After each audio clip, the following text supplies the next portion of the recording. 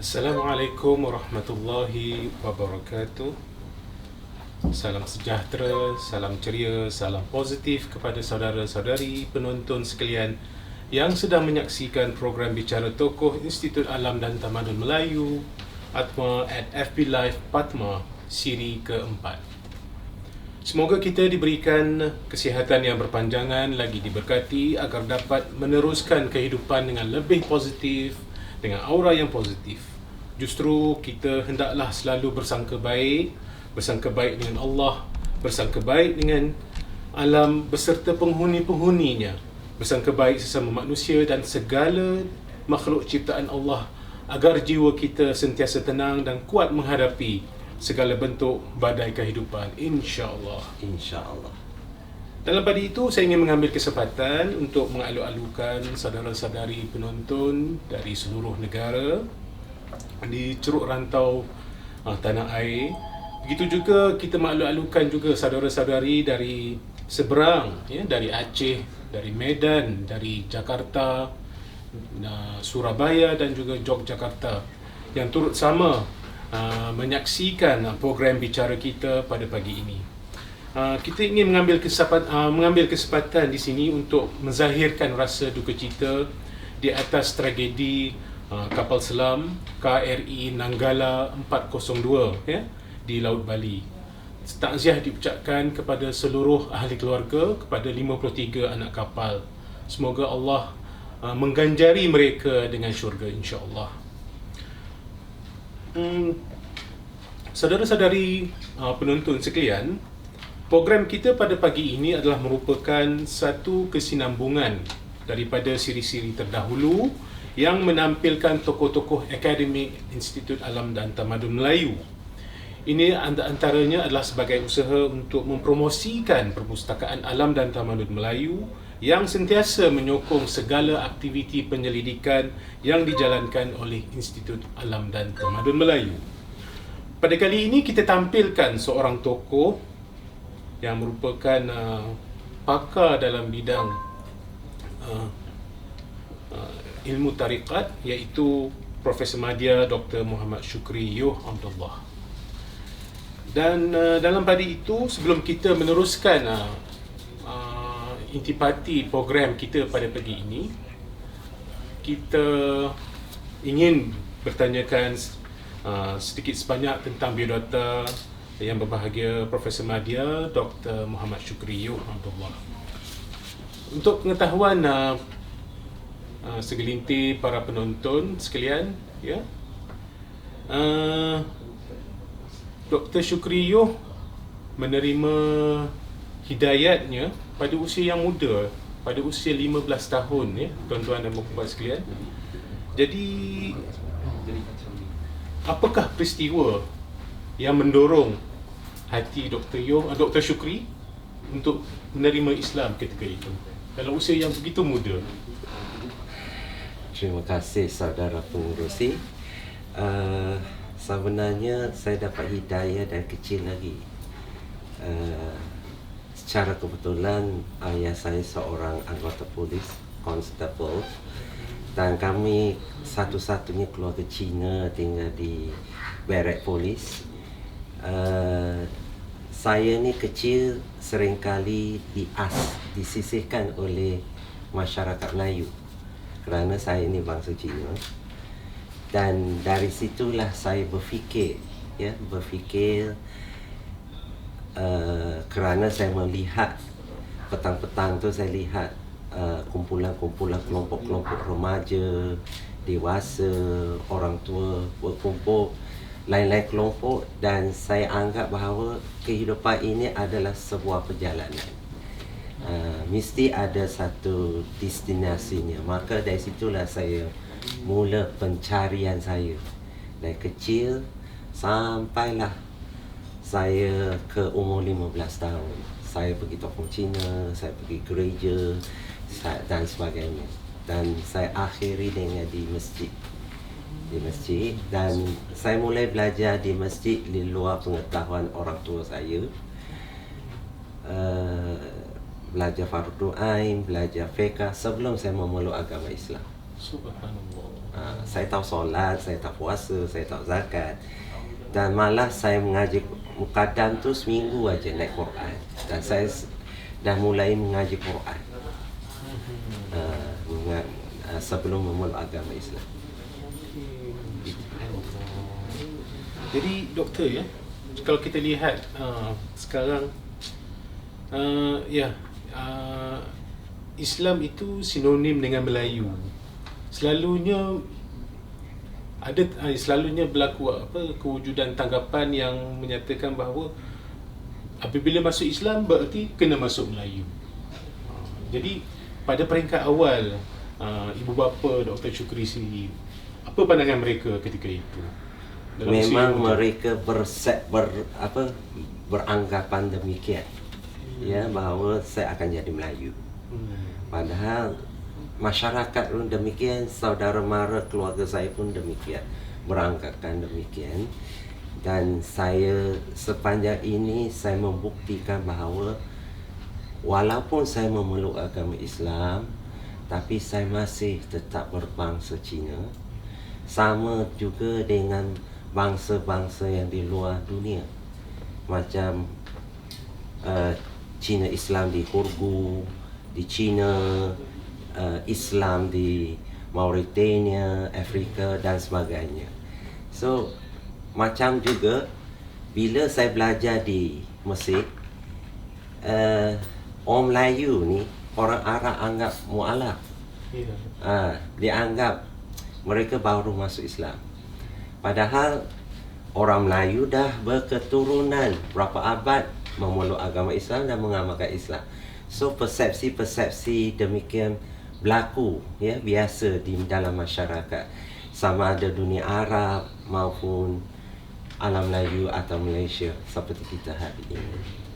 Sedangkan hakikatnya kedatangan Islam itu kalau dibandingkan di tanah besar China, sebenarnya Islam tu lebih dulu datang di China sebenarnya. Ya, betul. Pada sekitar tahun 800 Masihi. Ya, betul. Difahamkan ketika itu Islam disampaikan melalui proses perdagangan. Betul. Ibnu Battuta tak silap saya lah. Jadi tak lama selepas tu barulah sampai ke alam Melayu. Tak, sebelum, bukan Ibnu Battuta, sebelum itu lagi. Zaman Saidina Osman, kita dah sampai ke China. Ada utusan sahabat dihantar ke China. Sebab itu China lebih duluan memeluk agama Islam dari sepanjang jalan sutera itu. Islam menguasai semua. Islam masuk ke alam Melayu sekitar abad Masihi lah, 8 Masihi. Dengan rombongan yang pertama dari Khorasan, membina kerajaan Islam Perlak yang pertama. Hari ini masih terdapat makam-makam sultan lah yang kurang dipelihara oleh orang pihak pemerintah mereka kerana dia anggap benda tu tidak penting. Padahal itu sangat penting, itu sejarah. Sedangkan kedatangan Cheng Ho sendiri pun dalam keadaan beliau sendiri pun beragama Islam, ya doktor?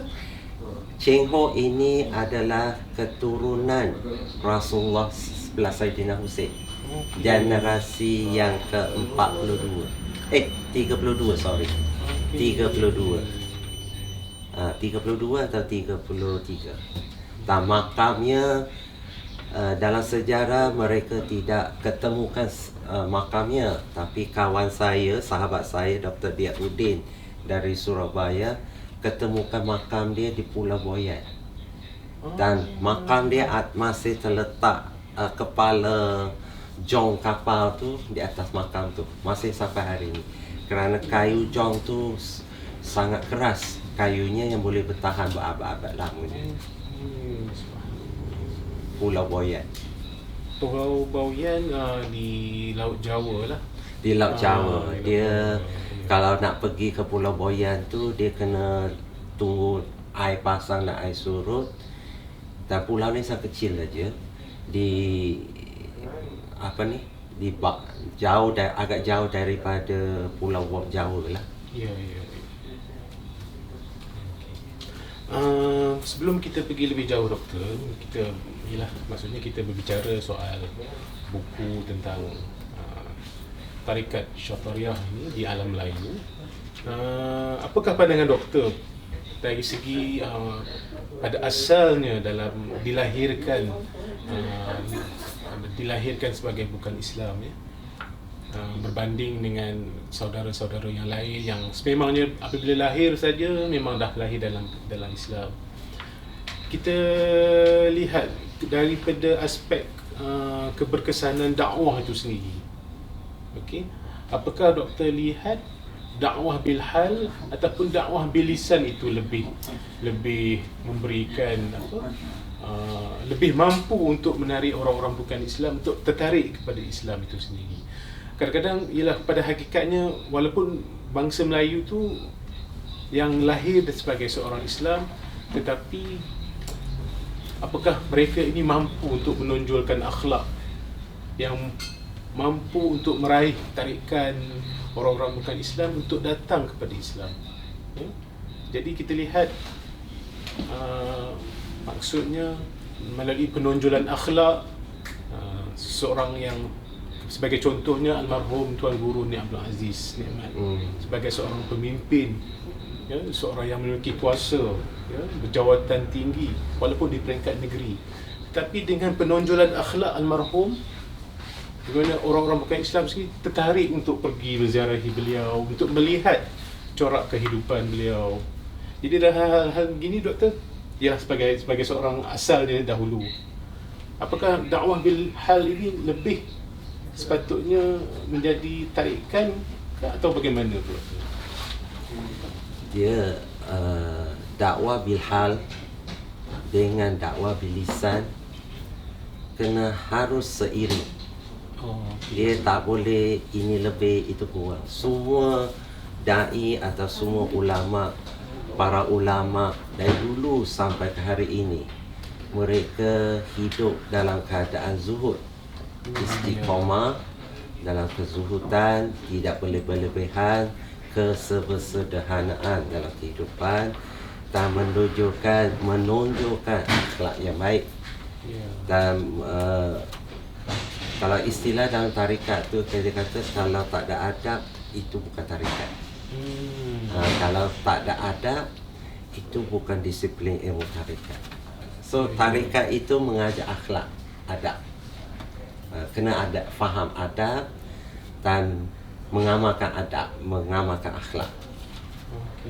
Sebab itu benda ini bilisan wal bihal, dia seiring, dia adab dengan lisan, dia adab dengan perbuatan. Itu saja.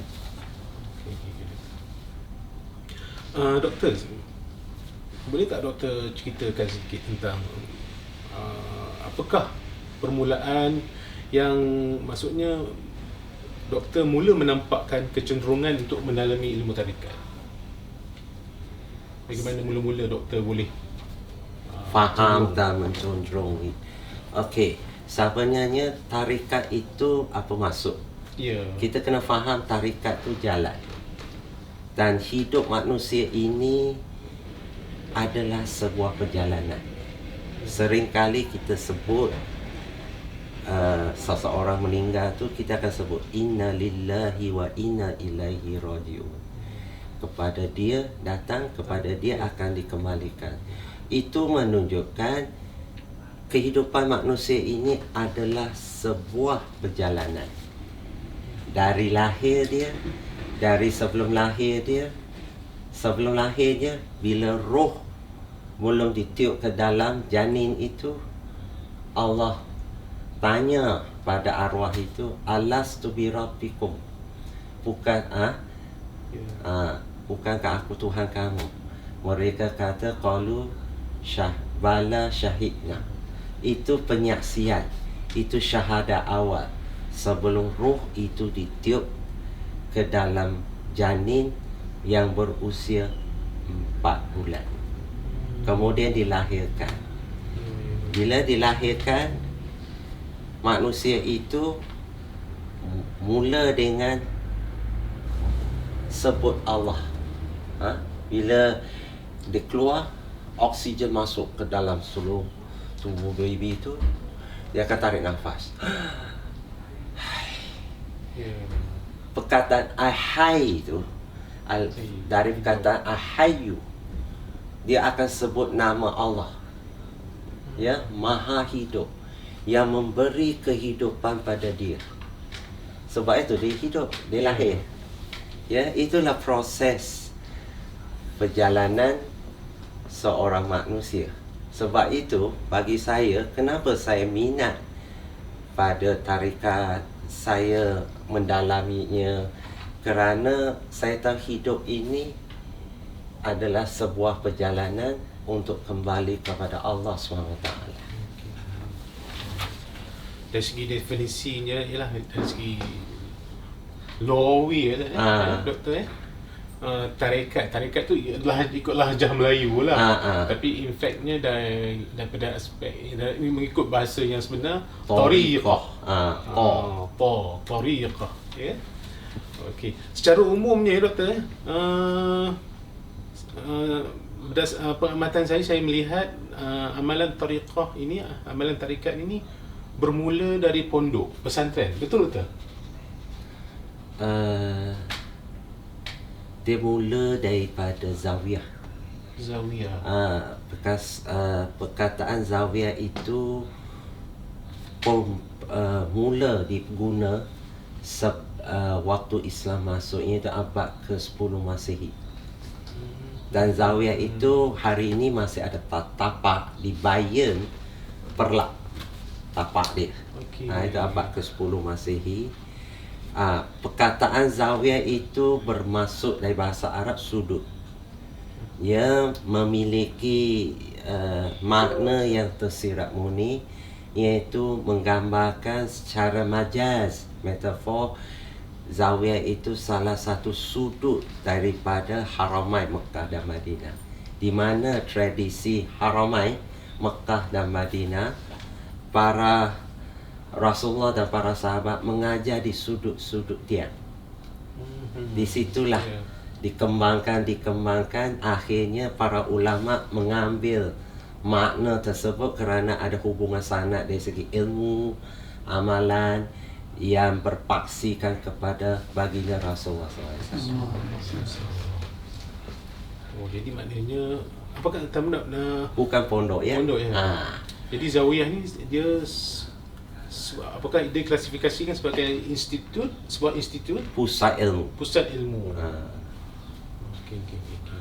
Jadi kewujudan zawiyah ini hanya tertumpu di satu tempat ataupun ada kewujudannya di rantau lain dan di seluruh dunia, termasuk Afrika Utara. Kalau di Libya tu banyak mereka guna zawiyah, termasuk Mesir dan juga beberapa negara Afrika Utara. Manakala beberapa negara yang lain dia mengguna istilah yang sinonim tapi maknanya sama. Contohnya macam khanaqa di Iran, ya. Khanaqa di India dia ada guna khanaqa, dia ada guna istilah ni. Kalau di alam Melayu dia guna pondok. Lepas tu pesantren untuk kemaslahan dakwah setempat, so dia guna nama setempat. Pada asalnya Islam turun dan bina pusat Islam yang pertama pada hujung abad ke-8 Masehi di Perlak, itu ialah Zawiyah Chok Kala, zawiyah yang pertama. Dan di situlah kembangnya zawiyah-zawiyah ke seluruh Aceh sampailah tempat-tempat lain. Sebab itu banyak manuskrip di Aceh itu, ini di hujung dia disalin bulan Rejab ke bulan Syaban ke apa, di zawiyah mana. Dia ada sebut zawiyah Manara, dan di negeri mana disebut, ya. Zawiyah Manara tu sebenarnya lah zawiyah Syekh Abdul Rauf Sengkir di tepi laut hari ni, makam dia tu. Jadi maknanya zawiyah di Perlak itu merupakan zawiyah yang pertama di rantau Alam Melayu. Melayu. Jadi maknanya Syatariyah itu maksudnya mula diamalkan di situ, dan kewujudannya adalah yang pertama sekali di rantau Asia, Tak, di rantau Melayu. sebelum tu saya tak tahu tarikat apa yang berkembang. Okey. Tapi Syataria kemudian masuk. Kerana Syataria itu timbul sekitar abad ke-13 yang diasaskan oleh Syekh Abdullah Syattar, cicit kepada Syekh Najmuddin Syahrawardi di Khurasan, dihantar ke India untuk berdakwah. Tapi bila dia ke India, dia menemukan banyak masalah tentang pendidikan rohani ini. Dia berijtihad memunculkan satu sistem tarbiyah ruhiyah, pendidikan rohani, yang diberi nama atas nama dia Syattar, Syekh Abdullah Syattar. So dinamakan sistem pendidikan rohani itu dinamakan tarikat Syattariyah, jalan Syattariyah.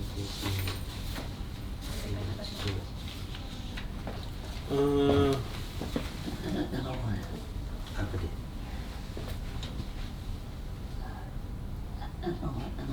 Apa? Doktor, bagaimanakah sebenarnya tarikat itu terhasil ya? Apakah matlamatnya paling utama adalah untuk bertaqarrub dengan Allah? Matlamat utamanya. Bagaimana doktor? Dia sebenarnya kemunculan disiplin ilmu tarikat lah. Okey. Kan? Macam mana dia boleh muncul jadi satu disiplin ilmu tarikat? Sebenarnya dalam sejarah Islam, semua disiplin ilmu ada zaman Rasulullah. Ya, cuma mereka tidak dijeniskan, didisiplin ilmukan. Semua ada, termasuklah tarikat rohani. Tarikat rohani satu aspek yang tidak diberi nama zaman Rasulullah, tapi dia wujud. Tapi bila setelah Islam tu berkembang, umat Islam makin ramai masuk Islam, dan bertembungan ajaran Islam dengan tamadun luar seperti China, Parsi, India, Rom, Mesopotamia dan lain-lain itu berlaku pendisiplinan ilmu untuk menjaga kemaslahatan, kemurnian ilmu itu tersebut. Ya, ramai orientalis barat mendakwa bahawa orang zaman itu dipengaruhi oleh tamadun luar. Sebenarnya itu salah. Ulama kita mereka pewaris Nabi, dan mereka juga memahami akan tentang ijtihad yang dilakukan. Maka berlakunya pendisiplinan ilmu seperti fiqh, tauhid, tafsir, hadis dan sebagainya. Ilmu arud, ilmu mantik, ilmu falsafah dan sebagainya. Ya, berlaku bertembungan, makanya berlakunya pendisiplinan ilmu. Satu persatu, tujuan untuk menjaga kemurnian ilmu tersebut, dan supaya umat Islam lebih memahami. Ya, lebih memahami. Ada golongan dia menolak ini semua, atau dia menolak beranggapan bahawa tarikat rohani ini bukan disiplin ilmu dari ajaran Islam. Padahal tarikat rohani ini adalah satu disiplin ilmu yang akhir muncul daripada disiplin ilmu-ilmu ni yang lain. Kita lihat permulaannya para sahabat tabi'in hidup dengan zuhud. Banyak kitab-kitab zuhud telah dikeluarkan, pengamalan penghayatan zuhud itu macam Hasan Al-Basri, Rabi' Adawiyah dan sebagainya. So timbullah kitab kemudiannya setelah zaman Hasan Al-Basri, Rabi' Adawiyah, Syekh Ismail Harawi tentang Manazilus Sa'irin. So kitab ini dikembangkan oleh ulama. So akhirnya muncullah pelbagai aliran tarikat. Aliran tarikat ni muncul adalah akibat bila seorang ulama itu dia pergi berdakwah ke sesuatu tempat dan dia melihat penyakit rohani masyarakat itu pelbagai.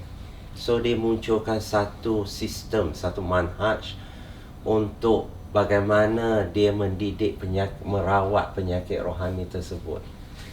Dan sistem manhaj itu diberi nama atas nama dia. Macam Syekh Abdul Qadir Jailani, dia kata tarikat jalan Qadariyah, nama dia Qadir, Syekh Abdul Qadir itu. So Syekh Najmuddin Syuhrawardi, so dia akan ambil nama tarikat Syuhrawardi. Macam Syekh Abdullah Syattar, dia akan mengambil kepada nama dia Syekh Syattariyah dan sebagainya. Okey.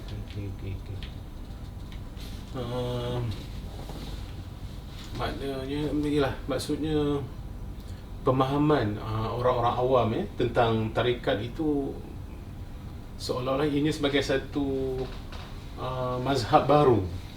Ya, betul ya. Jadi peranan untuk memberikan penjelasan yang sebenarnya tentang kewujudan tarikat itu, apakah dia tarikat itu. Jadi dalam hal ini orang awam mungkin dia berbeza pemahamannya tentang apakah itu tarikat, apakah itu mazhab. Ya betul ya. Mazhab itu hanya diperuntukkan disebut dalam fiqh. Okey. Fiqh. Ya. So fiqh ini cara dia menghukum, metodologi menggali hukum dan pendapat tentang hukum itu ada mazhab atau aliran-aliran dia tersendiri. Itu tentang persoalan zahir, syariat. Tapi tarikat ini bukan mazhab, tapi dia aliran yang dalam disiplin ilmu tarikat rohani. So mazhab ini dalam disiplin ilmu syariat, fiqh. So sama juga dalam ilmu tauhid, dia juga ada aliran tauhid, aliran Qadariyah, aliran Mauturidiyah, aliran Sanusiyah, aliran Asy'ariyah dan sebagainya. Ya. So aliran tauhid ini atau ilmu kalam ini pun aliran pemikiran dia. So kita ni alhamdulillah di alam Melayu ni kebanyakan mazhab Syafi'i, tarikatnya Syattariyah, kerana Syekh Syattariyah tu semua mazhab Syafi'i. Kena faham tu.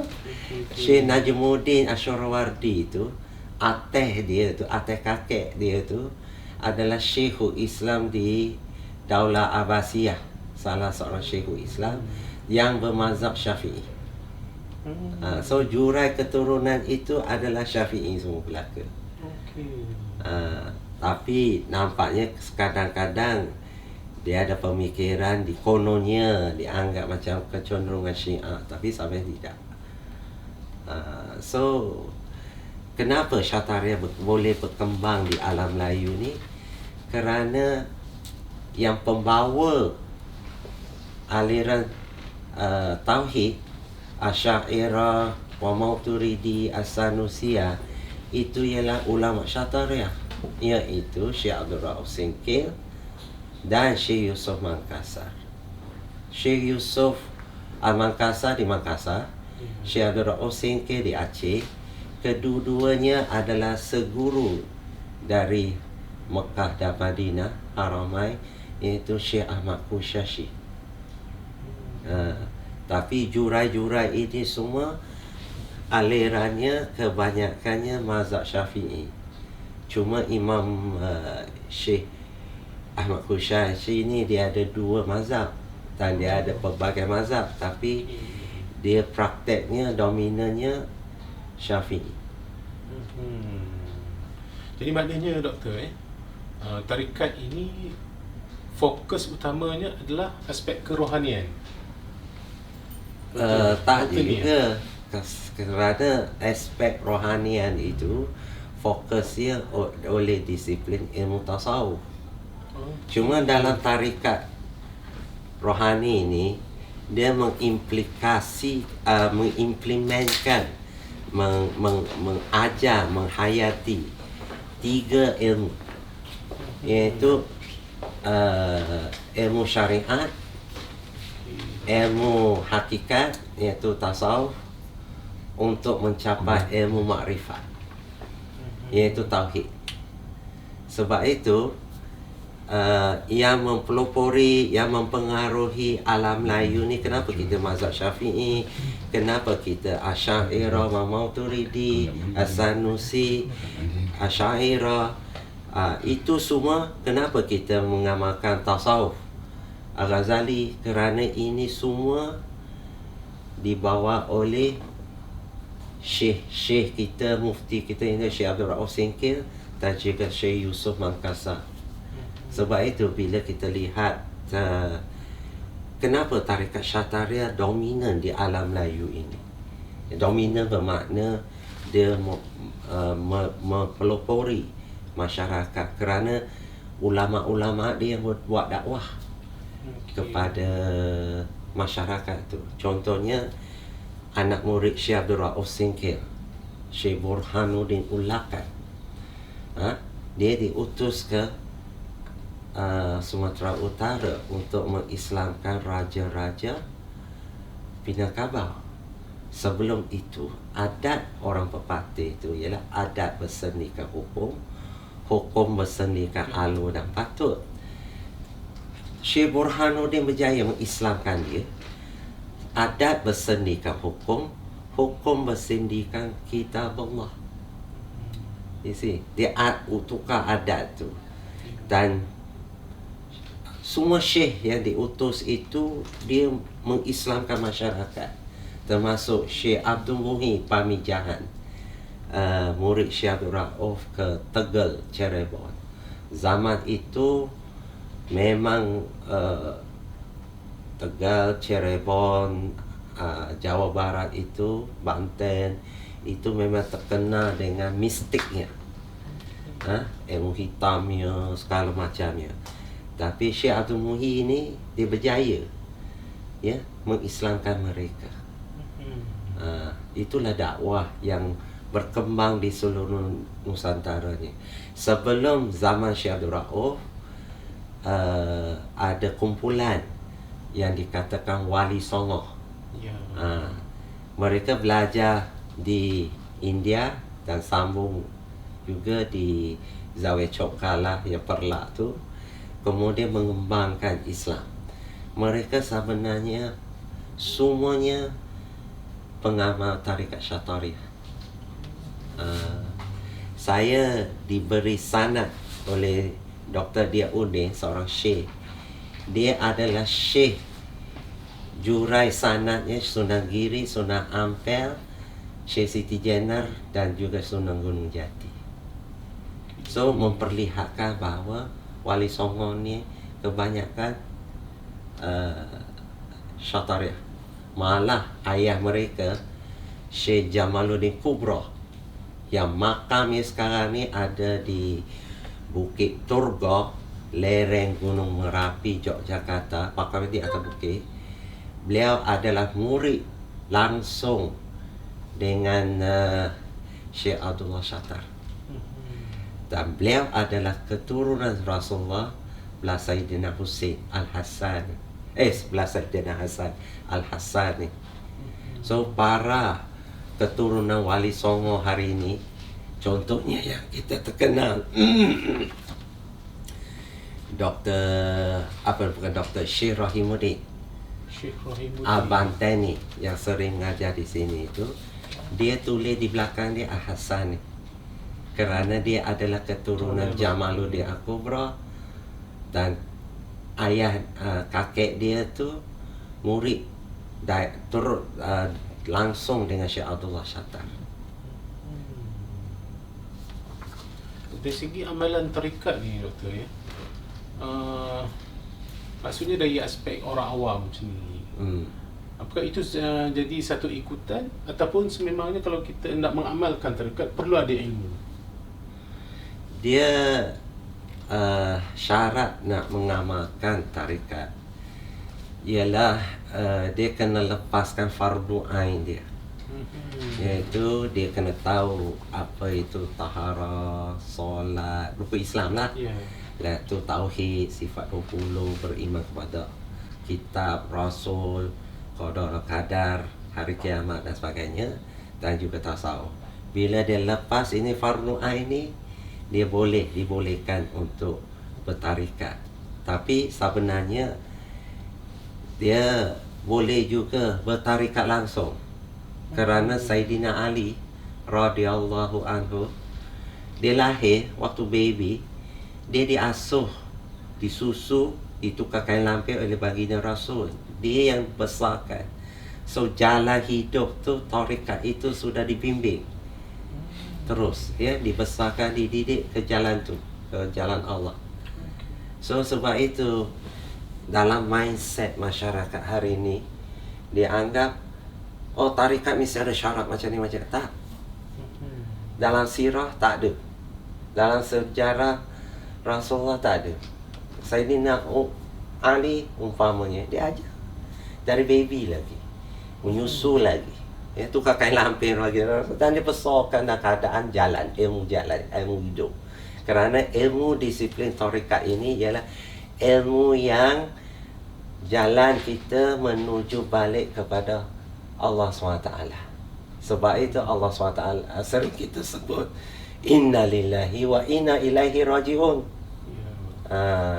So dalam buku ini ada saya ungkap tentang Umdatul Muhtajin.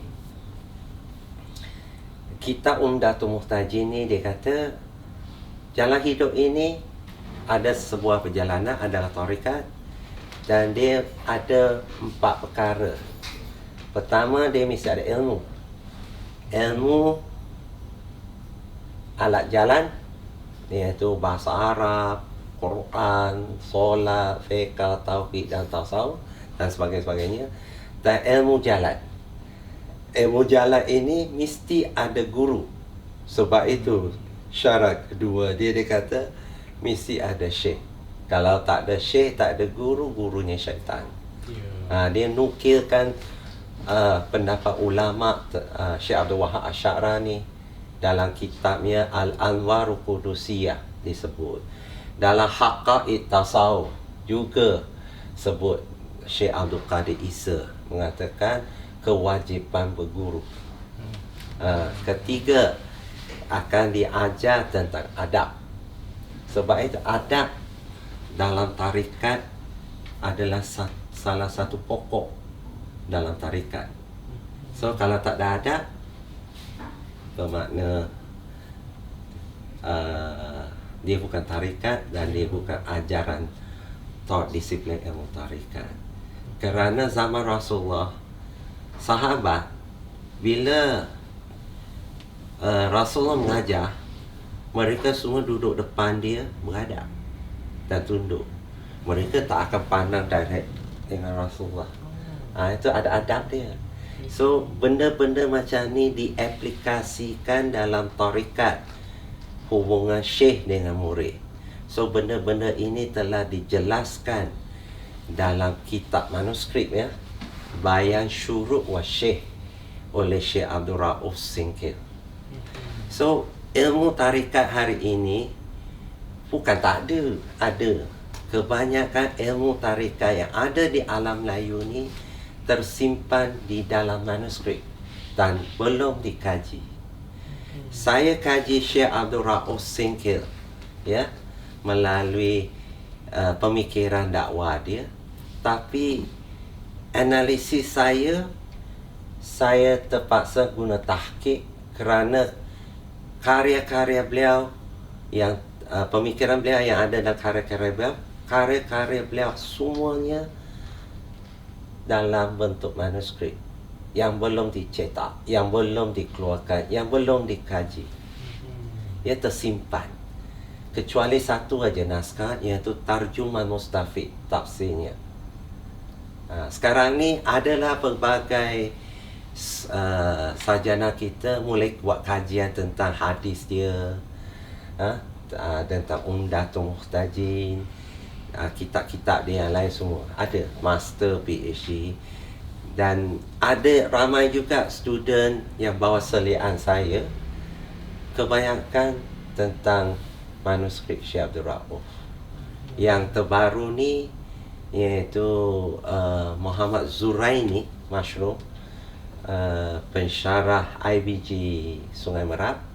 Dia buat kajian tentang pendidikan rohani Syekh Abdul Rauf dalam Bayan Syurut Syekh wa Murid, manuskrip dia. So kita mulai gali lah dan kaji. So kita perlu lihatlah, dan dalam melihat manuskrip tersebut atau mana-mana manuskrip hari ini harus menguasai tahqiq, ilmu tahqiq atau ilmu filologi. Itu peraturannya. Kalau kita ambil terjemahan atau perumian teks itu dan diterbitkan, ini berlaku ya dalam masyarakat kita oleh Ustaz Wan Sohir. Dia merumikan teks Manhalus Sofi, dia merumikan teks itu diterbitkan, dijual. Itu bukan ilmiah.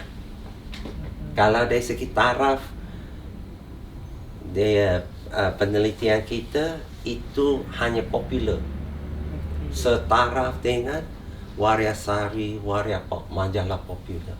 Dia bukan ilmu. Ilmu dia ialah harus dilihat dari segi filologinya dan tahqiqnya. Bila dikeluarkan bentuk ditahqiq, makna tahqiq ialah mengesahkan.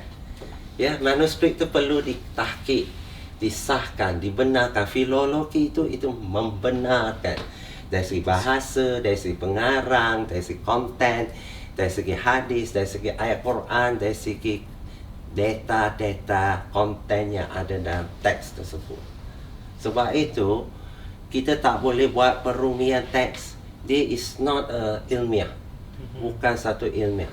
Kalau seseorang itu dia nak buat kajian sesuatu benda, dia perlu disahkan dulu, dia tahqiq dulu. Ya, bila tidak ditahqiqkan, ilmu dia batal. Kalau ikut prosedur keilmiahan dalam ilmu manuskrip. Maksudnya ditashihkan. Ditashihkan tu disahkan, ditahqiq.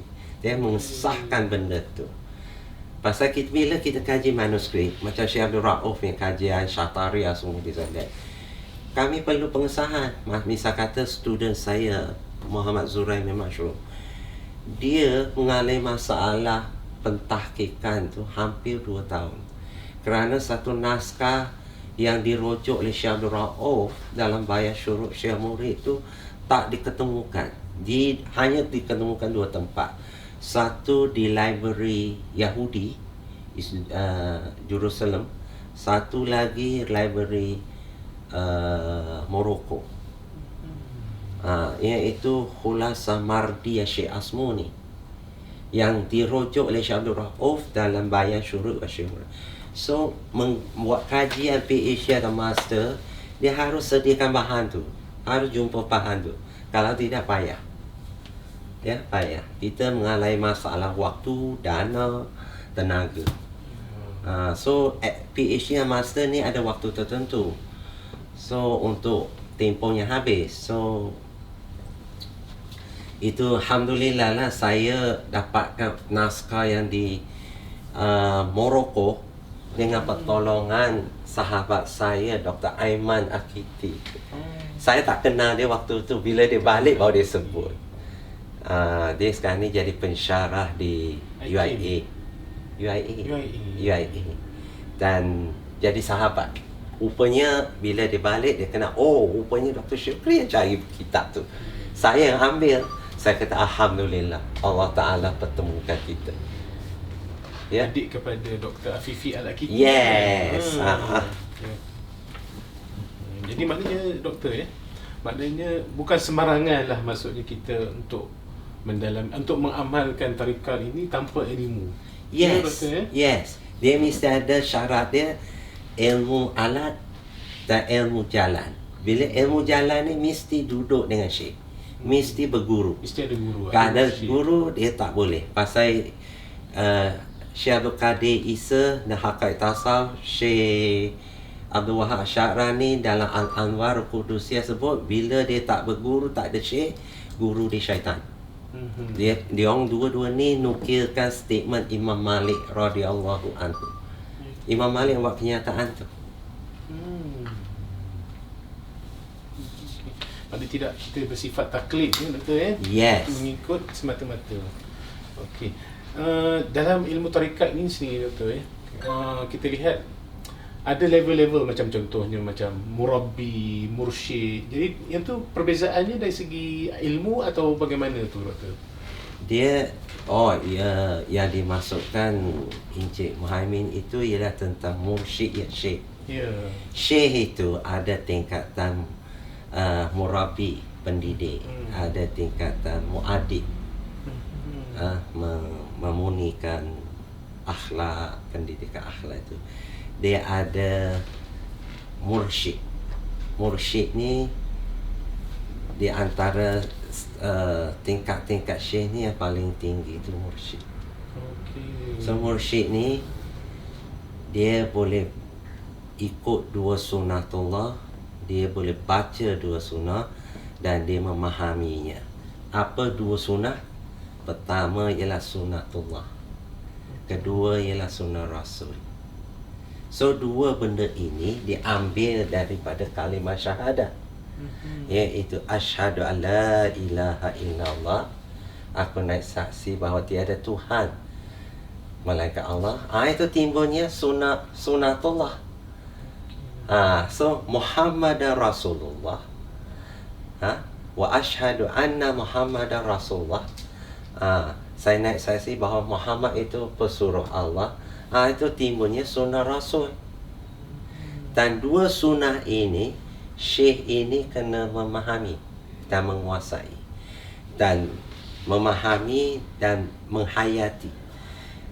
Kemudian sunnatullah ini adalah peraturan kepada makrokosmos, alam semesta. Sunnah Rasul ini adalah peraturan mikrokosmos, alam manusia. So kedua-duanya lahirnya qada dan qadar. Sebab itu kalimah syahadah ini kena faham dengan betul. Ini ajaran yang diajarkan oleh Ibn Arabi. Ibn Arabi dia menyelik-nyelikkan ilmunya dalam syair. So kalau orang tak faham syair, dia tak faham arut, tak faham dia punya ilmu ketuhanan dia selit-selit. Ramai orang tak faham. Ada majaz, ada bukan majaz, ada simbolik, apa dia metafora, macam itulah, macam-macam. So itu sebenarnya ajaran yang diperturunkan dalam Syatariah, itulah dia. Tapi itu kerja syekh lah. Ada syekh Syatariah yang dia kena faham itu, mursyid. Dia kemudian dia ada kitab yang untuk dia je, untuk syekh aja. Contohnya kitab Lataif Ghaibiyah yang Syekh Abdullah Sattar keluarkan. Ada saya bentang, saya rasa di bab 7 kot, dalam buku atau dasar bab 4 ke, dasar ajar Syatariah. Itu sebenarnya itu untuk Syekh. Saya bentang ucap utama tu di Menggatan, Surabaya tu sebenarnya Perhimpunan Ulama Syatari. All the Syekh duduk depan saya kena cakap benda tu. Tapi hari ini kalau ditanya saya tentang itu, saya tak akan cakap. Kerana it's not for the orang masyarakat biasa. Dia ada ilmu yang untuk Syekh, ada ilmu yang untuk orang biasa. Khawas, awam. So ada 3 tingkatan. Ilmu tahap ilmu tu ada kitab-kitab pun macam tu. Kena faham lah. Sebab itu bila ada syekh yang mengajar kitab di khawas di khalayak orang awam, boleh diharamkan. Kerana itu menimbulkan salah faham. Ya, menimbulkan salah faham itu akan menimbulkan fitnah pada masyarakat itu. Berbalik kepada pemahaman masyarakat, ya Doktor, bagaimana dengan mungkin masyarakat awam melihat itu sebagai salah satu daripada ciri-ciri tarikat. Sebagai contohnya amalan zikir yang dipersembahkan secara berdansa ataupun menari. Jadi itu bagaimana tu, Doktor? Itu zikir ni ada pelbagai bentuk. Ya, zikir ni ada pelbagai bentuk. Dia hasil daripada berdasarkan satu ayat. Ayat Quran seperti mana disebut oleh Allah SWT. Bismillahirrahmanirrahim. Wallazina yazkuruna Allah qiyaman wa qu'udan wa ala junubihim. Yang mereka yang mengingati Allah sama ada dalam bentuk berdiri, berjalan atau berbaring. Ayat inilah ulama mungkin berijtihad ya. Kerana kita disuruh ingat Allah, pasrah Allah dalam setiap kali solat, dalam doa iftitah, inna solati wa nusuki wa mahyaya wa mamati. Nampak? So kita disuruh beribadat, mengabdi, ingat kepada Allah. So ulama ni, syekh ni melatih dirinya, melatih muridnya untuk ingat pada Allah. Istilah lah macam kita dengan kekasih. Ya, kita cinta sangat kepada dia. So kita macam duduk pun bayang dia, kan? Haya pun bayang dia. Sendawa latah pun sebut namanya. Nampak tak? Begitulah kita dengan Allah SWT latihannya. Itu yang kata zikir. Zikir itu yang disebut, dirumuskan dalam Syatariah, dalam kitab Jawahir Khams. Kitab Jawahir Khams ni disusun oleh seorang Syekh Syatariah, jurai yang ketiga ke keempat dari Syekh Abdullah Syattar. Namanya Jawahir Khams, 5 permata. Beliau bersuluk, berkhalwah di atas Bukit Qalan di India tu selama 13 tahun untuk bersihkan diri. Itu semua tu nak tulis kitab ni. Kitab ini ditulis dalam bahasa Parsi, kemudian diterjemah dalam bahasa Arab oleh Syekh berikutnya, Syekh Syibghatullah Ruhullah, yang buka Zawiyah Syatariahnya di Haramain, Mekah dan Madinah. Tapi Jawahir Khams ni adalah kitab pegangan para wali songo untuk berdakwah. Dia ada 5 permata. Pertama dia akan bincangkan solat sunat sebelum fajar sampai sebelum fajar. Solat sunat dan doa dari fajar ke fajar. Kemudian ada permata kedua, dia bincangkan wirid dan zikir sebelum fajar sampai sebelum fajar. So bermakna kalau kita mengamalkan kitab ini, Bermakna kita lekat di sejadah tak akan bangun. Tak sempat pun habis. Pasal banyak sangat. Amalannya disusun oleh Syekh Muhammad Ghaus Khatiruddin. Ya. Jadi yang termaktub dalam manuskrip ni tertumpu kepada amalan-amalan atau apa tu Doktor? Dia Yang kita kaji. manuskrip ni kalau macam Syekh Abdul Rauf, dia membincangkan tentang falsafi, teknik pemahaman, kedudukan ontologi, wujud, hubungan wujud manusia sebagai makhluk dengan wujud Allah sebagai Tuhan pencipta alam semesta ini. Dia ada falsafi itu, pembincangan itu, pemahaman, kedudukan hubungan Tuhan sebagai makhluk dan Tuhan sebagai pencipta dan manusia sebagai makhluk. Sorry, tadi saya buat silap. Ini falsafi. Kemudian ada amali. Dia ajar zikir, this and that. So macam wirid kita lepas solat,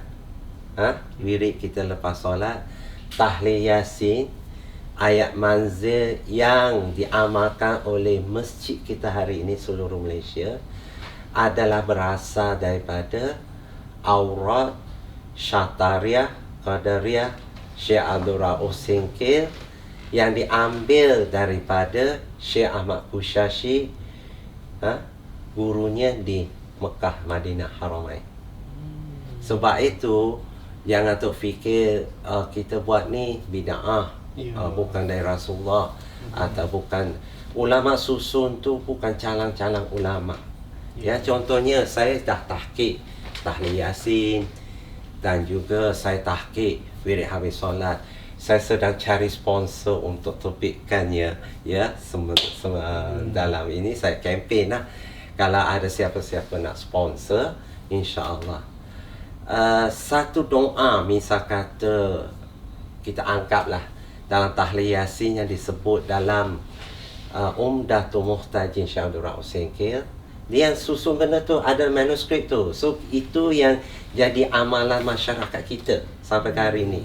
Ya, kita bukan tak ada landasan, ada landasan. Bila saya tahqiq salah satu doa je, macam doa tolak bala, ifa'anna kulla bala'i dunya bala'il akhirah, jauhilah kami daripada bala dunia dan bala akhirat. Jauhilah kami atau kita daripada bala dunia. Itu dah berapa hadis yang disebut oleh Rasulullah. So di susunan doa tu disusun oleh ulama, tapi susunan tu setiap statement dalam tu ada 3-4 hadis. So macam mana dia kata doa tu bid'ah, Rasulullah tak buat? Padahal itu anjuran Nabi. Satu statement tu, ifa'anna kulla bala'i dunia aja wa bala'il akhirah aja, jauhilah kami dari bala dunia. Berapa ayat Quran perintah, berapa hadis perintah, berapa hadis kursi perintah. Saya tahqiq itu. Alhamdulillah, benda tu dah komplit. Ya, kalau ada siapa nak sponsor untuk akhirat punya saham ni, bolehlah cari saya. Saya memang nak terbit benda ni atas nama penerbit UKM, kerana penerbit luar dianggap tidak tersohor, tidak diiktiraf. Penerbit universiti dianggap sebagai penerbit international. So kita gunalah manfaat. Ini saham akhirat semua. Dan saya tahqiq, kemudian saya kemukakan apa sebab asal usul sejarah, terjemahan sanad, terjemahan dan tahqiq sanad tahlil yasin atau wirid. Ini semua amalannya dalam syatariah. Ya, orang awam boleh amal. Dia orang awam, dia orang bertarikat boleh amal. Dalam haqaiq tasawuf, Syekh Abdul Qadir Isa kata, termasuk dalam Umdatul Muhtajin Syekh Abdul Rauf Singkil kata, termasuk juga kitab Al-Anwarul Qudusiyah Syekh Abdul Wahab Syarani kita. Mereka kata bahawa amalan ni ada kalanya hasanat dan ada kalanya darajat. Hasanat tidak memerlukan baiat. Okey. Darajat dan hasanat sekaligus memerlukan baiat dan memerlukan sanad, bimbingan guru. Sebab itu dia boleh dibuka secara semua untuk masyarakat awam. Hari ini masyarakat kita dah amal. So why not kita kaji dan cari balik asal usulnya, sejarahnya, sanadnya dan ijazahnya. Untuk diperkukuhkan lagi masyarakat Islam kita yang daily life ini. Supaya mereka terdedah dengan pemahaman tersebut. Oh, kita punya amalan bukan calang-calang. Ya, bila saya tahqiq, bila lihat tahqiq, kita boleh lihat macam istighfar, astaghfirullahalazim tu, berapa hadis suruh istighfar, berapa Quran suruh istighfar, berapa hadis kursi suruh istighfar. Betapa hebatnya manfaatnya amalan setelah disusun oleh ulama secara package yang kita tak perlu khawatiri asal usul dan sebagainya. Dan benda itu kerja kita lah untuk tahqiq, mengesahkan, berhujah. Ya, untuk memberi pencerahan kepada masyarakat supaya jangan salah faham. Ada ura-ura, ada statement yang kata oh ini Rasulullah tak buat. Kena faham, kena jelaslah benda pencerahan. Menarik ni doktor, betul. Setidak-tidaknya amalan yang kita buat, kita tahu asal usulnya. Ya. Tidaklah hanya semata-mata taklid semata-mata, ataupun bila dinyatakan apakah sumbernya daripada buku agama ni, daripada ustaz tu. Sekurang-kurangnya kita tahu asal usul amalan zikir ni daripada mana. Kalau bila benda ini boleh diterbitkan, dan insya-Allah itulah hujah kita. Itulah jati diri kita. Pasal ini dah jadi jati diri masyarakat Melayu yang mengamati masjid-masjid. Sikit-sikit tahlil Yasin. Kunduri meninggal tahlil Yasin. Kunduri doa selamat tahlil Yasin. Dan sebagainya. Cuma tolak bala yes, kita boleh tahlil Yasin. Tapi kalau kita macam dihadap kepada bencana alam seperti COVID hari ini, kita lebih baik berkunut nazilah. Kerana di zaman Rasulullah tu berlaku wabak atau bencana dan Rasulullah berkunut nazilah. Ya, setiap solat fardu tu dia berkunut. Bukan hanya subuh sahaja. Satu lagi doktor ya, tentang kewujudan tarikat-tarikat yang sesat. Itu bagaimana doktor? Okey, tarikat yang sesat ini sebenarnya pewarisan sanad. Itu dalam kitab Bayan Syurut Syekh wa Murid. Syekh Abdul Rauf pernah sebut, dia kata zaman dia. Dan begitu juga Ibn Arabi, Amrul Muhkam pun ada sebut zaman dia, bahawa terlalu ramai orang nak jadi syekh, nak jadi mursyid, nak jadi syekh tarikat. Pasal benda ini kerja Allah Ta'ala, bukan kerja orang tu. Dia nak boleh jadi, dia kerja Allah Ta'ala. Allah yang pilih, Allah yang tentukan. Macam yang saudara sebut tadi, lihat tadi kan dalam biografi saya. Saya ada ijazah 3 mursyid. Memang saya peroleh ijazah resminya dari Zawiyah Tanah Abeh, Selimum Aceh Besar. Ya, dari guru saya. Saya dididik oleh dia sepanjang saya kuliah di Aceh. Saya tinggal di sana. Tapi setelah saya dilantik, dibaiatkan sebagai pengganti dia, saya diberi ijazah resmi berbentuk tulisan tangan beliau. Itu resmi. Kemudian ada seorang lagi dari Sumatera Utara pun juga melantik saya sebagai pewarisnya juga.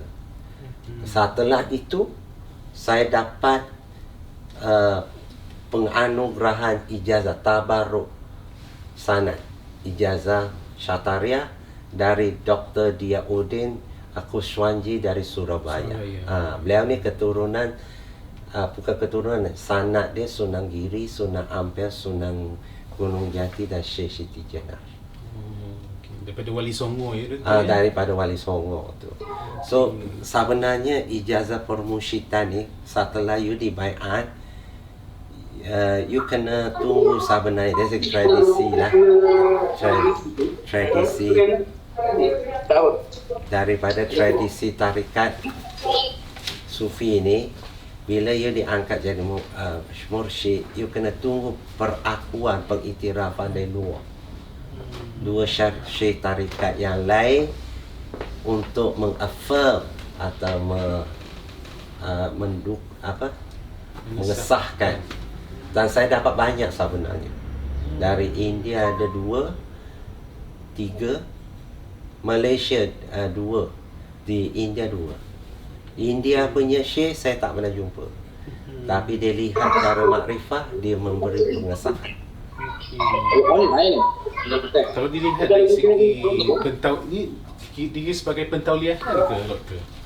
Ijazah syekh is ijazah pentauliahan. Itulah dilihat di sini ada 3 jenis pentauliahan ya, Doktor. Satu ijazah sanad, satu lagi ijazah syekh, dan satu lagi ijazah mursyid. Tak, ijazah syekh is mursyid sama. Okey. Dia dalam tarikat dia ada wakil syekh, iaitu muqaddim. Dan dia ada khalifah. Khalifah ni istilah orang kanan syekh. So dia ada juga syekh yang dilantik oleh syekh.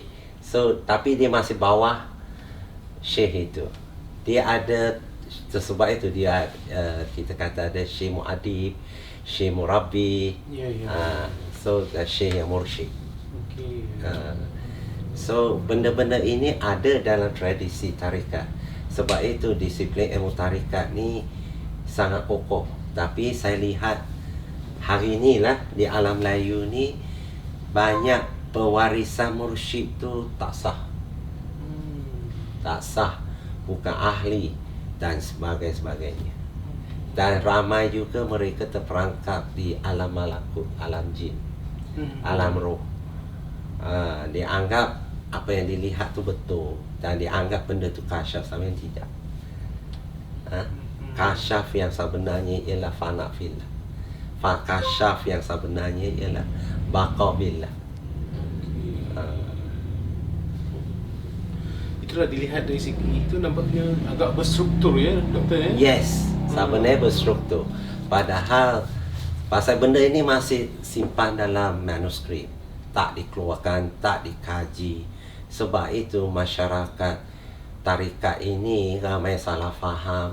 Bila kita sebut, dia marah kita, dia kata kita ni cemburu atau dengki atau tidak. Sebenarnya saya cakap apa yang ada dalam syekh kita, yang Abdul Rauf Singkil, gurunya Syekh Ahmad Kushashi, guru atas tu Syekh Abdul sebagainya. So aliran-aliran, pelbagai aliran ni sebenarnya semuanya sudah digabungkan oleh Syekh Ahmad Kushashi dalam kitabnya As-Sumtu Majid dalam tarikat Syatariah.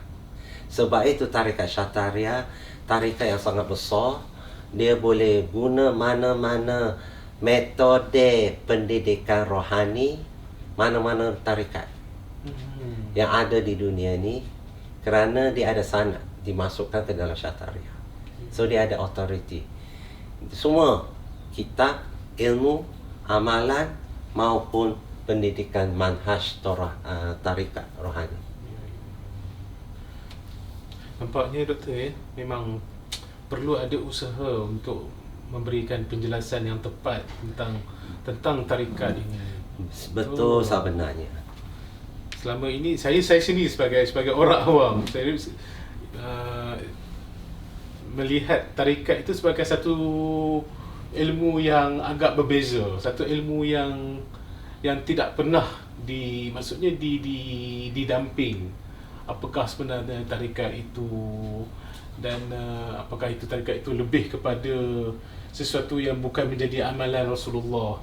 Jadi bila berdasarkan penjelasan Dr. Datin itu, nampak maksudnya tarikat itu lebih berstruktur sebenarnya. Yes, sebenarnya golongan-golongan yang mengkaji tarikat di Malaysia ini ada golongan yang bukan authority, bermakna dia bukan syekh. Dia nak kaji juga, dia nak sebut juga kerana dia minat. Satu golongan lagi dia pendidikan barat, dia kaji juga tarikat, dia pun tak ada authority langsung, kemudian dia menukilkan pendapat-pendapat orientalis barat untuk memfitnahkan ilmu tarikat. Itu pun ada. Contohnya R.A. Nicholson, Koziher, Michigan.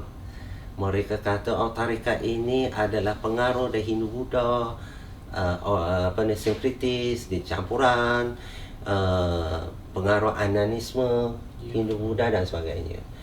Ada juga mereka kata Nur Muhammad ni pengaruh Syiah Ismailiyah. Padahal kalau sektor Syiah Ismailiyah tu, kalau ikut mazhab Syiah yang mutabar ni menolak mereka juga, sesama Syiah juga, kerana mereka menolak Nabi. Mereka anggap bahawa Syiah Ismailiyah ni anggap bahawa wahyu itu salah turun kepada Muhammad, sepatutnya turun kepada Saidina Ali. Dan itu sedangkan ini kesengkesian dan Masyikhan itu mengatakan bahawa Nur Muhammad itu dipengaruhi oleh Syiah Ismailiyah, itu sampai salah. So statement itu dinukilkan oleh sarjana kita ramai di Malaysia. Prof. Dr. Abdul Rahman Abdullah, USM, Prof. Mahyudin Sejarah, UKM, Ali Hashimi, M. Yusuf Jamil dan sebagainya.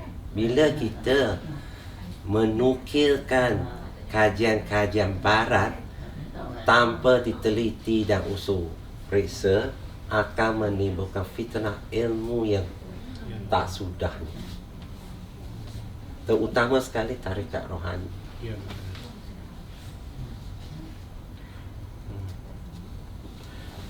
Baik Doktor, mandangan kita ada buku khas terbitan ni, iaitu Tarikat Syatariah Alam Melayu. Boleh Doktor kupaskan pengisiannya? Tadi dah kupas dalam dia ada 7 bab. Ya, ada 7 bab. Dan kemudian 7 bab ini sebenarnya adalah satu mukadimah, dan kemudian yang lain itu adalah kertas kerja saya bentang di seminar antarabangsa maupun seminar nasional lokal. Dan 2 kertas kerja ini adalah ucap utama saya di seminar antarabangsa. Satu di Manggatan, dasar Tarikat Syatariah dan dasar ajarannya, dan juga satu lagi di Banten saya rasa kot, itu Tarikat Syatariah dan dasar ajarannya. Satu di Manggatan tu peranan Tarikat Syatariah dan tantangannya dalam sejarah menuju kejayaan masa depan umat, negara dan bangsa. So ke-7 artikel ni sebenarnya diolah, diambil, dianalisis secara tahqiq daripada manuskrip karya-karya Syekh Abdul Rauf Singkil, karya yang dinukil di dalam karyanya, dirujuk di dalam karyanya, karya gurunya dan karya muridnya. Itulah sebab itu kertas kerja ini cukup menarik dan cukup berbobot. Dari segi rujukan ni sumber primernya, prime source dia. Boleh tak kita katakan maksudnya dalam usaha kita untuk memberikan penjelasan kepada masyarakat awam? Yes, pencerahan. Dia dalam buku ini ada yang ketakijian untuk syekh. Yang saya sebut tadi lah, dasar ajaran tarikat Syatariah itu sebenarnya ucap utama saya untuk syekh tarikat Syatariah di Surabaya. So banyak istilah-istilah yang orang biasa ni dia tak faham. So mohon nak dibaca kitab ini dengan bimbingan guru ya. Kebanyakan buku saya keluarkan mesti ada bimbingan guru yang membaca, dibimbing, guidance reading. Kalau tidak takut salah faham.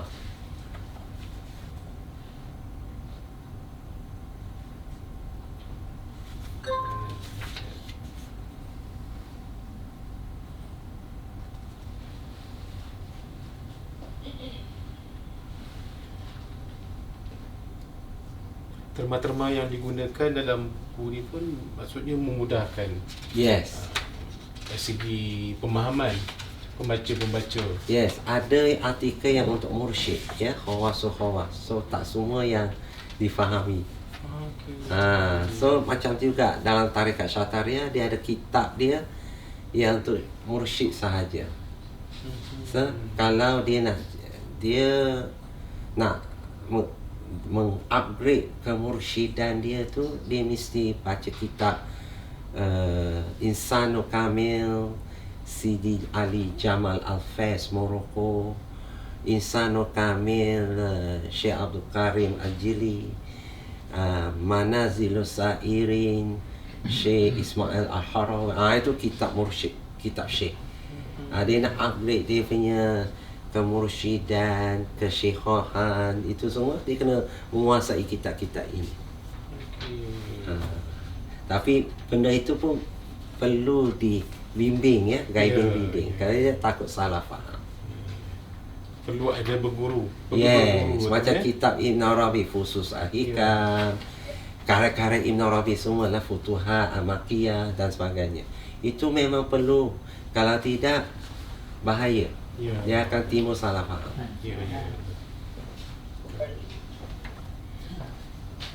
Itulah selama ini mungkin masyarakat melihat tarikat ini individu-individunya perlu ada berserban bertingkat-tingkat, janggut panjang melirik, ya. Jadi persepsi masyarakat awam tentang tarikat itu sendiri pun dah menyeleweng daripada maksud yang sebenarnya. Sebenarnya dia kena ada ilmu. Dia nak ikut sunnah, okey. Dia ada sunnah Nabi yang harus untuk ikutan. Dia ada sunnah Nabi yang haram untuk ikutan. Itu yang orang kata, kenapa ada sunnah Nabi umat dia tak boleh ikut? Ada Nabi kahwin 9, kita kahwin 4 aja. Ketentuan sunnah Nabi itu tak boleh diikuti. Nampak? So ada sunnah Nabi yang wajib. Dia perintah, kita wajib ikut. Dia larang, kita wajib tinggalkan. Itu. Sebab itu kena faham, memahami sunnah dan mengikuti sunnah. So ramai orang tak faham. Nabi tak buat, ini tak buat. Tapi Nabi kata apa? Alaikum bisunnati wa sunnatu khurafa ar-rasyidin min ba'di. That means kamu harus ikut sunnahku dan sunnah-sunnah khurafa ar-rasyidin setelahku. So bermakna dari segi hadis, asar sahabat. Asar sahabat bermakna kau sahabat khurafa ar-rasyidin. Nabi yang perintah wajib harus ikut. Itu sebenarnya ramai orang faham, salah faham. Saya pernah ditanya oleh kawan, hadis putus sanad dia boleh terima? Saya kata boleh. Kenapa? Dia asal sahabat, dia sampai sahabat sahaja. So kenapa kita tolak? Kan? Kena faham itulah. Misal kata dia kata, oh hadis dhaif pun dia tolak. Tak. Dia hadis dhaif ni kebanyakan disebabkan perawi, bukan matan. Dia perawi yang bawa hadis tu, pribadi tu, bukan konten hadis matannya. So bila penghujaan hadis dhaif diiringi Quran, hadis dhaif didukung oleh hadis sahih, tu boleh bawa hujah hukum, boleh ambil dan pakai. Kena faham di situ. Sebab itu ilmu ni luas. Ilmu ni luas. Dia tak terbatas kita faham ini dhaif, buang. Ini putusan nak buang. So tak lama nak pakai hadis apa. Banyak sangat hadis dibuangnya. Dan kita kena faham, ada hadis yang tidak dimatankan. Oh, ramai orang nanti tanya saya pula, jadi fitnah pula dalam masyarakat. Contohnya hadis takril. Takril tau. Sahabat buat, Rasulullah diam. Tak larang. Kan itu takril. Makan dok. So benda-benda ini tidak dimatankan. So carilah, kena susun satu matan hadis takril. Berapa jilid? Nampak tu? Tak ada buat. So banyak hadis lagi yang tidak dimatankan. So kita kena carilah, kena usaha. Dan hadis dhaif tadi tu kelemahannya hanya dari segi perawi, bukan matan. So dia didatangkan hadis sahih yang lain, ayat Quran untuk dukung dia, boleh jadi hujah hukum, boleh diamal. Dan hadis dhaif ni boleh diamal secara individu, bukan jamaah. Kan? Itu sahaja. Kena fahamlah benda-benda macam ni. Nampaknya kita ada soalan ya? Soalan apa?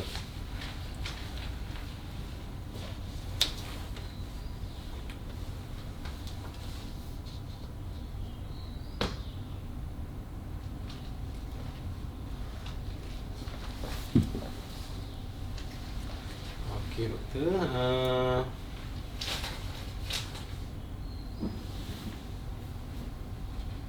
Seseorang ahli tarikat adakah memerlukan imej tarikat ataupun boleh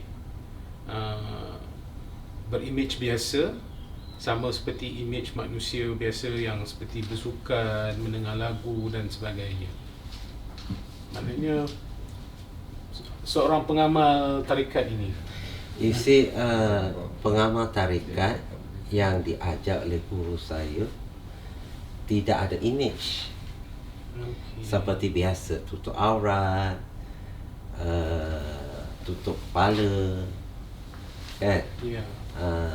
Ikut biasa. Kalau ada janggut, memelihara. Kalau tak ada janggut, biarlah macam tu. Jangan dipaksa-paksa. Paksa nak ikut sunnah, paksa tumbuh rambut, janggut. Saya memang tak ada janggut. So either you ikut sunnatullah, sunnah Rasul. Itu dua sunnah yang you kena follow. So kena pemahaman tu clear. So tak perlu ada image. Dan hidup sebagai manusia biasa. Yang penting prinsip dia ada. Guru ada. Adab kena jaga.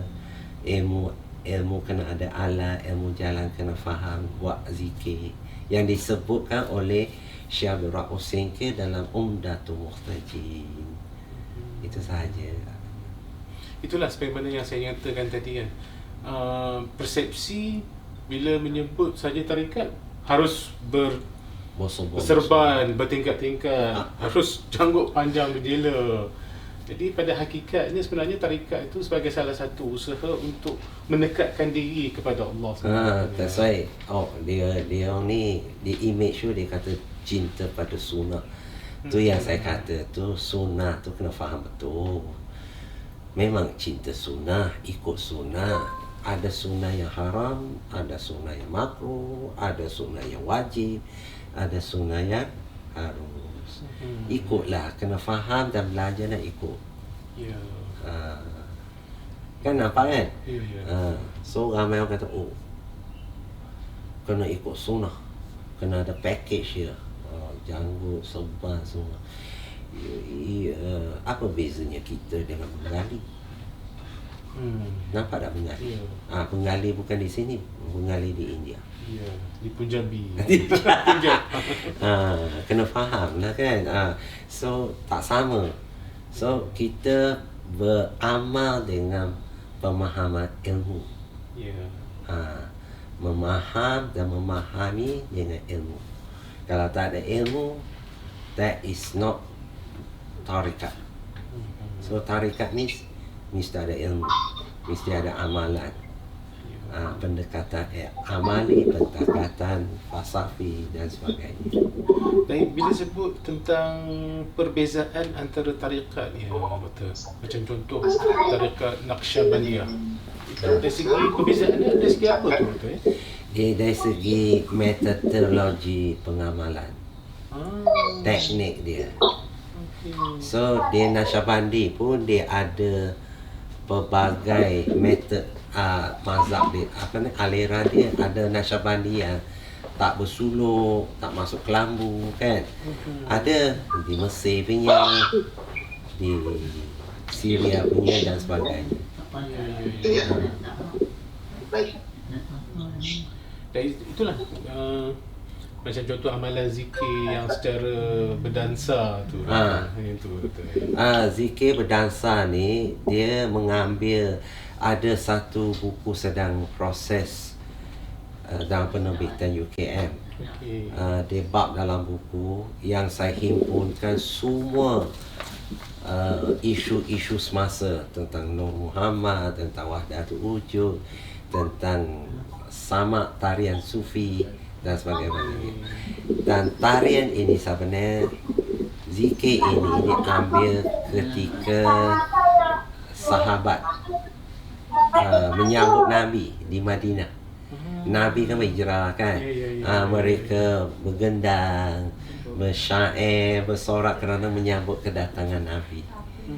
So para ulama ni dari situlah mereka berijtihad ya, berijtihad. Kalau Syazaliyah dia tarian dia lain, Qadariyah dia tarian dia lain, zikir dia lain, tarik nafas dia lain, untuk menggetarkan,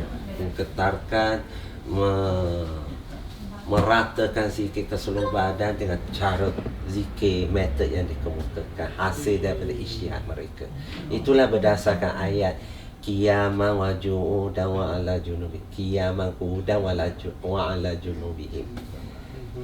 Itu ayat itu yang mereka ulama ni berijtihad untuk mendekatkan diri lagi Saleh ini, orang yang pengamal ini, dengan Allah, supaya lebih menimbulkan banyak lagi halawatu amal, kemanisan amal, kemanisan iman. Antara contoh bentuk tarian tu, tarian sufi Turki tu ya, Doktor? Tarian sufi Turki ada, tarian sufi macam-macam lah. Di barat banyak sebenarnya. Ini ada soalan seterusnya, Doktor. Apakah metod tauhid yang digunakan tarikat Syattariyah? Tauhid kalam Asy'ariyah atau tauhid syuhudi? Dia kalau dia sebenarnya, orang ini tanya saya, dia ada pengetahuan. Sebenarnya dasar pembelajaran tauhid ya orang Islam ialah tauhid Asy'ariyah yang diperkenalkan oleh Syekh Abdul Rauf di Aceh, Mufti Aceh abad ke-17, dan juga Syekh Yusuf Makassar di Makassar. Tetapi tauhid syuhudiyah ni tauhid khawas. Dalam salah satu statement Syekh Abdul Rauf, macam mana nak syuhud? Tidak, kita dalam zikir kita serah balik basirun, sami'un, mutakalimun, muridun, semua tu serah balik ke Allah. So siapa syuhud siapa? Kita dah tak ada. kita tak tenggelam. So tauhid syuhudiyah ni only satu proses saja. Proses bila sampai ke tingkat dia khawas, iaitu khawas, fana, baka, dia dah. Siapa syuhud siapa, waktu itu pasal dia dah tak kenal siapa diri dia kan. Okey, baiklah. Ini Ada lagi soalan ya? belum mempunyai musyahadah. Tu yang tadi betul.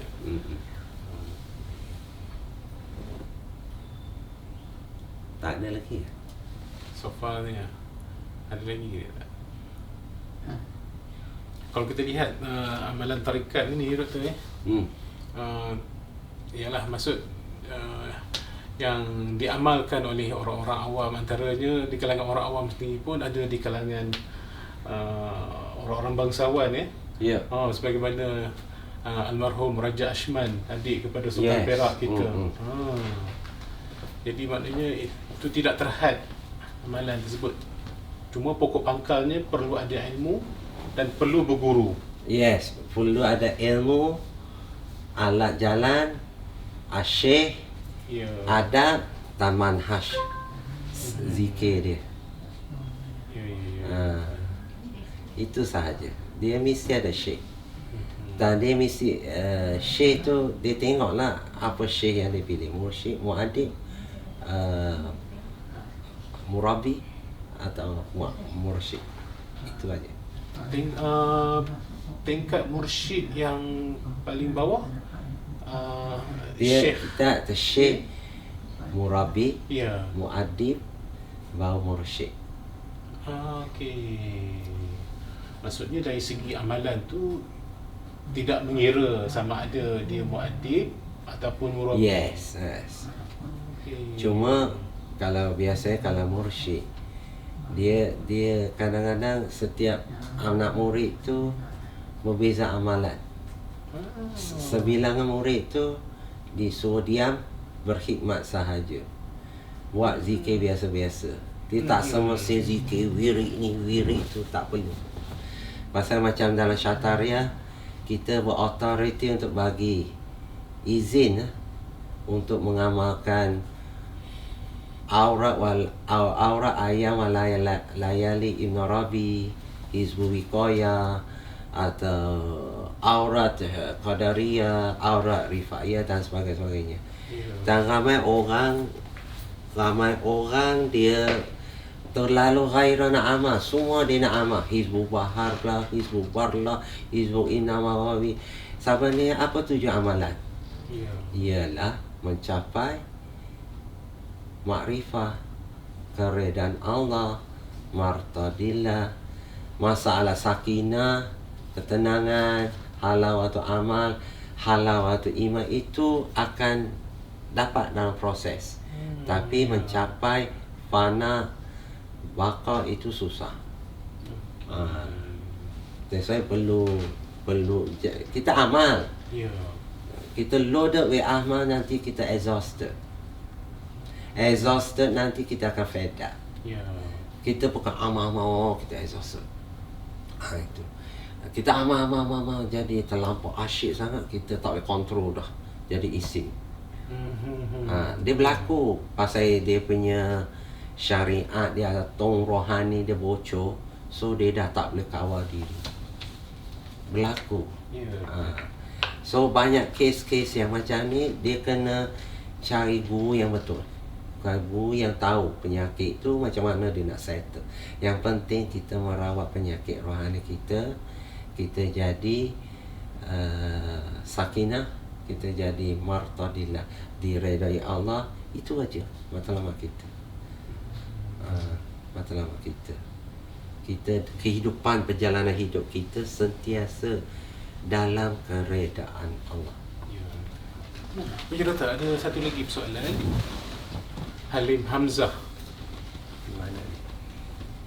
FB Halim Hamzah. Okey. Kalau jika dapat dikupas tentang tertipunya dalam alam malakut dan cara menghindarkan. Dia macam ni. Alam malakut ni, kalau dalam tradisi tarekat lah, Ya. kalau di alam Melayu ni, dia ada satu ilmu. Sebelum lagi ananisme, ada Hindu Buddha pun pengamal, para rahib Hindu, para rahib Buddha dia guna. Dia boleh meraga sukma, boleh keluar dari badan. Oh. Dia ke alam malakut, alam roh. Di alam roh tu macam-macam bentuk makhluk ada. Jin dia ke, yang mengaku wali pun ada ke, yang malaikat pun ada. So this and that. So setiap benda ini yang kita lihat di alam itu belum tentu boleh dijadikan landasan kita di alam zahir. Itu saya pesan kepada saudara yang menanya lah. Itu kena jaga. Sebab itu dia kena ada mursyid untuk mengesahkan dia. Maknanya Contohnya, ya. contohnya ada orang mimpi jumpa Rasulullah. Ya. Ada orang jumpa Rasulullah secara nyata. Zaman tabi'in tu, tabi'in kecil, tabi' wa tabi' tu, ada sahabat tabi' wa tabi' tu jumpa Rasulullah secara nyata. Padahal Rasulullah dah wafat. Itu disyarah dalam Fathul Bahri Ibnu Hajar Al-Haytami, syarah Sahih Muslim, tentang hadis yang bertemu dengan Rasulullah mimpi atau nyata tu. Beliau menukilkan syarah At-Tirmizi. Pada zaman tu tabi' wa tabi' ni biasanya jumpa Rasul secara nyata walaupun dah meninggal, atau mimpi Rasulullah itu mereka pergi jumpa Ibnu Abbas. Ibnu Abbas sahabat kecil sepupu Rasulullah yang didoakan khusus oleh Nabi tentang pakar tafsir, jadi pakar tafsir. So dia ni dirujuk oleh para tabi' wa tabi' ni tentang untuk mengesahkan tentang mimpi Rasulullah, jumpa Rasul secara nyata itu. Dan beliau mengesahkan dan beliau meminta mereka rahsiakan. Sebab itu dalam tradisi tarekat sufi rohani, kalau bila murid dia mimpi Rasulullah, jumpa Rasulullah, mereka akan mentashihkan dengan syekh dia yang datang betul tak Rasulullah. Dan syekh itu akan bagi tahu murid dia rahsiakan daripada orang ramai, sesiapa pun. Kerana itu adalah dalil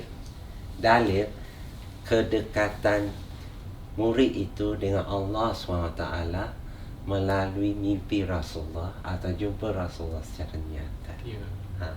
Bila dia wartakan, dia akan jadi fitnah, dan salih itu akan terasa diri dia takbur atau ujub atau riak kerana dia dijamin masuk syurga.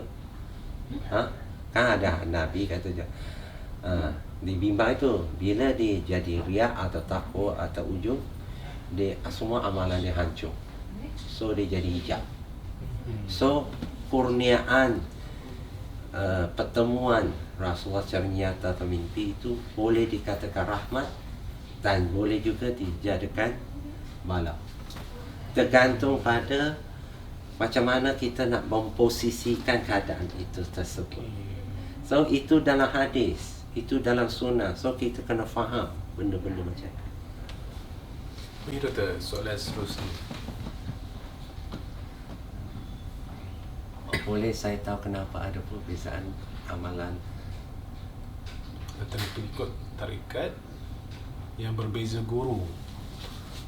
Ya, yang tadi doktor. Dia sebenarnya siapa namanya? Roy Khairul. Khairul. Saya bukan Tio, saya Yo. So Muhammad Syukri Yo Abdullah ya. Kemudian dia kata perbezaan amalan tok guru, satu guru syatari yang lain dengan satu. Bagi saya amalan tarikat Syatariah ni bukan berbeza. Kerana guru itu sendiri yang kurang pengetahuan. Kurang pengetahuan dan dia usaha nak buat amalan dia sendiri. Itu satu. Sebab itu kalau betul dia guru Syatariah, dia tahu sanad dia tahu dia macam saya buat kajian banyak. So saya tahulah apa, because banyak benda saya lihat dalam manuskrip kitab yang belum dicetak. So kitab ini tidak dikeluarkan, tidak dicetak, tidak dikaji. Sampai sekarang ni saya nak pencen tahun depan, saya kaji tak habis lagi. So generasi kadang-kadang satu kitab tu kena kaji bertahun-tahun. Macam As-Sumtu Majid tu, kalau di apa ni,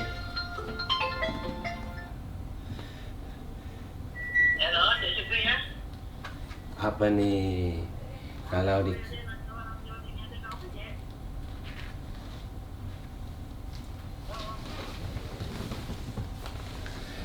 you see, dia setiap tarikat Syatariah tu tak semuanya sama ya. Ada tarikat Syatariah yang sesat, ada tarikat Syatariah yang betul. So tergantung pada pewarisan sanad, sistem, dan itulah sebenarnya berlaku. Kalau kita nak suruh bergabung semua Syatariah satu grup, I don't think so. Pasal ada benda yang saya tak setuju, saya menolak. Macam misal kata dia bertentangan, saya menolak. Kalau saya dapati benda tu salah, saya kata salah. Kan? Kalau benda tu betul, saya kata betul. Ikut pemahaman kajian saya yang saya lihat dalam manuskrip. Ramai orang, ada orang yang ramai ya, yang marah saya bila saya cakap benda yang benar. Saya tak cakap benda yang ini pasal kawan dia, tak. Saya cakap benda yang benar. Ada, tak ada. Harang-harang, halal-halal. Saya tak kata tak apalah pasal dia kawan kita, dia rapat. Tak, saya cakap terang dengan dia, benda ni salah, benda ni tak boleh, benda ni macam ni. So ada yang pewarisan sanad dia tak betul, ajaran dia, amalan dia ikut dia mereka, saya tak mau. Pasal kita ada sanad, kita amalan. As a mursyid, dia boleh keluarkan ilmu sanad ilmu, sanad amalan, sanad tarikat, sanad pusat ilmu. Sebab itu macam dia buka zawiyah, dia mesti tahu sanad dia dari mana, ijazah dia mana. Macam saya zawiyah Bangi, dirujuk zawiyah Tanah Abeh Selimur. Zawiyah Tanah Abeh tu dirujuk pada zawiyah Syekh Abdul Rauf Singkil, Syekh Kuala di tepi laut tu. Baru rujuk balik ke zawiyah Husyashiyah di Madinah. Dan kemudian zawiyah Haramain, ke Haramain balik. Benda tu berlaku.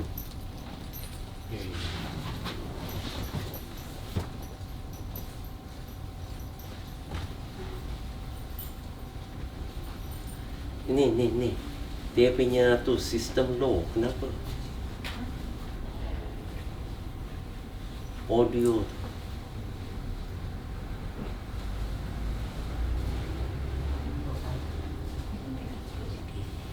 Jadi doktor, maknanya masih banyak lagi apa, maklumat-maklumat yang berkaitan dengan Syatariah ini terkandung dalam manuskrip-manuskrip. Yes, malah kita perlu diungkap kerana dia menyangkut rohani kita, menyangkut setiap batin tu akan manifest, menzahirkan yang zahir. Ya. So dia ada banyak. Syekh Abdul Rauf Sengkil dia menyelesaikan konflik wujudiyah zaman dia. Konflik wujudiyah, kafir mengkafir, bunuh membunuh, dia menyelesaikan zaman dia. Dibawa ke zaman dia menyelesaikan. Sebab itu adat dalam adat orang Aceh, dia kata apa? Adat Pak Tomorohom, hukum Pak Syikwala. Dia kata adat ikut Pak Tomorohom. Hukum tu, kebijaksanaan hukum, menghayati hukum semua ikut Syikwala Abdul Rauf Sengkil. So ini jadi pegangan masyarakat Aceh dari dulu sampai ke hari ini. Tapi malangnya orang Aceh tak kaji Syekh Abdul Rauf Sengkil. Ya, satu kerugian sebenarnya. Iya.